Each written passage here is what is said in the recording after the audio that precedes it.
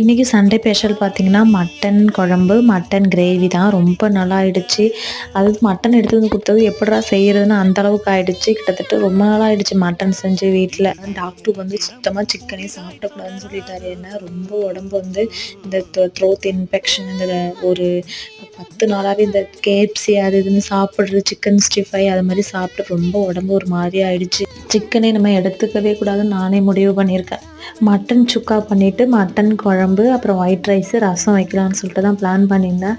அதுக்குள்ளே என் ஹஸ்பண்டே எனக்கு பசிக்குது சீக்கிரமாக செய்யினாரு. ஏதோ ஒன்று போட்டு தாளித்து அப்படியே வச்சாச்சு. பட் ஆனால் மட்டன் கிரேவி வந்து நல்லா இருந்துச்சு. குழம்பு தான் கொஞ்சம் டேஸ்ட்டு கொஞ்சம் கம்மியாக இருந்துச்சு. ஏன்னா டைம் இல்லை. காலையிலே தேங்காய் சட்னி, தக்காளி சட்னி, இட்லி எல்லாமே செஞ்சாச்சு. அப்புறம் திரும்பியும் அந்த காதில் 2ம் சரியான வலி, நிற்கவே முடியல கிச்சனில். மழை வேற நச நசன்னு பெஞ்சிக்கிட்டே இருக்குது. கொஞ்சம் கூட ஸ்டாஃபே ஆக மாட்டுது. நல்ல தண்ணி வேற வந்திருக்கு. அது வேற பிடிக்கணும். நெக்ஸ்ட் விலாகில் பார்க்கலாம்.